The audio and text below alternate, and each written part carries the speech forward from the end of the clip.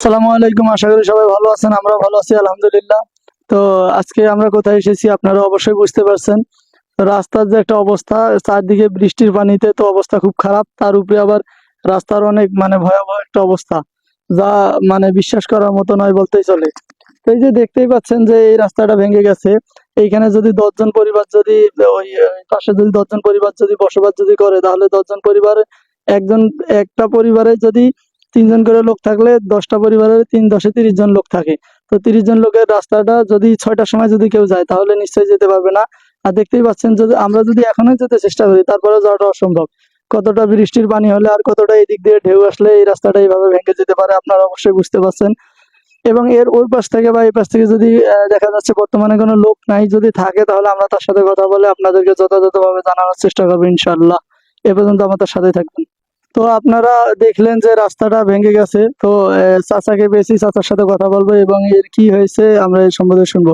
আসসালামু আলাইকুম। ওয়ালাইকুম আসসালাম। কেমন আছেন আপনি? এই আল্লাহ রাখছে ভালো বাবা। তাহলে এই যে এই রাস্তাটা যে ভেঙে গেছে, আমরা রাস্তা দিয়ে ওই বিশ্ব রোড দিয়ে যাইতে ধরে দেখলাম এই রাস্তাটা যে ভেঙে গেছে, এ, কি কিভাবে ভেঙে গেছে? এটা পানির শুরুতে ভাঙিয়ে গেছে বাবা। পানি যখন ওই পাশ থেকে চাপ দিছে তখন ভেঙে গেছে। চাপ দিছে ভাঙিয়ে গেছে। আর এই যে রাস্তাটা কতদিন হলো এইখানে এই অল্প কয়েকদিন হয়তো মাঠে মোটে করছে। ওই পাশে মোট কত পরিবার আছে? ও পাশে এই রাস্তাটার মাথায় মাঝে একটা পরিবারই মাত্র একটা পরিবার নিয়ে রাস্তাটা এই বানাইছে। রাস্তাটা বানাইছে। তো এই যে এই রাস্তাটা যে বানাইছে একটা পরিবার নিয়ে, তো মানুষ কিছু বললো না যে একটা পরিবার নিয়ে? মানুষ আর কি বা বলবো, মানুষকে করার কিছু আমাদের দেশের মানুষ কেরা কোন যে কি করে এটা তথ্যই নেই না।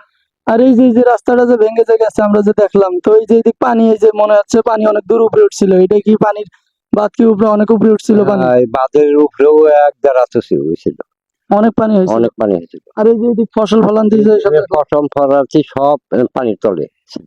সব পানি তলে, এই একটা পরিবারের জন্য সবকিছু ডুবে গেছিল। সবকিছু ডুবে গেছে। আর ডুবে যাওয়ার ফলে পরে যখন পানি যখন আর পানি নিজে যখন আটকাতে পারলো না, তখন রাস্তাটা এমনি করে রাস্তাটা ভাঙা ভেঙে গেছে। এই পাশে সব পানি বের হয়ে গেছে। বের হয়ে গেছে। আগে তো এরকম ভাবে কোনো রাস্তা ছিল না। না, এখানে কোনো রাস্তা ছিল না। তো এইদিকে আপনার কোনো ফসল ফলান্তি কোনো জমি আছে?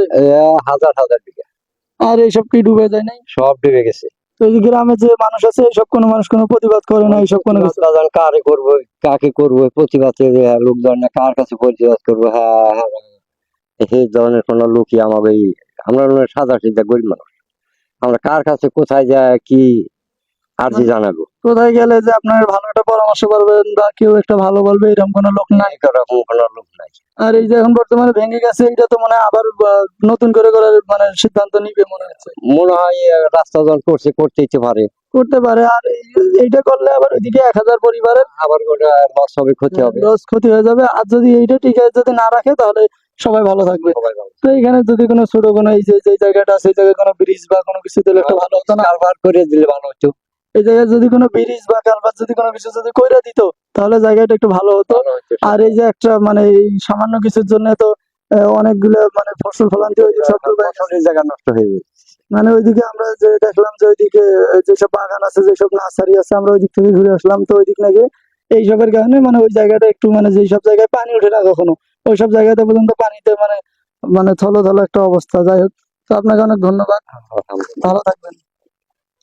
আচ্ছা, তো আজকে এই পর্যন্ত। আপনারা দেখলেন যে রাস্তার বর্তমান খুব একটা খারাপ অবস্থা। আর আমরা এটা শোনার জন্য মোটেও প্রস্তুত ছিলাম না। উনি বললেন যে এই একটা পরিবারের জন্য নাকি এইদিকে অনেক হাজার হাজার জমি নাকি অনেক ডুবে গেছে। তারপর রাস্তা যখন পানি যখন পারলো না অন্য দিক দিয়ে যেতে, তখন এই জায়গাটা এমনি করে বাঁধ ভেঙে তখন পানি বের হয়ে গেছে। তো আপনাদেরকে আমরা যথাযথভাবে দেখার চেষ্টা করলাম। আশা করি সবাই ভালো থাকবেন, সুস্থ থাকবেন। আজকে এই পর্যন্তই। আল্লাহ হাফেজ।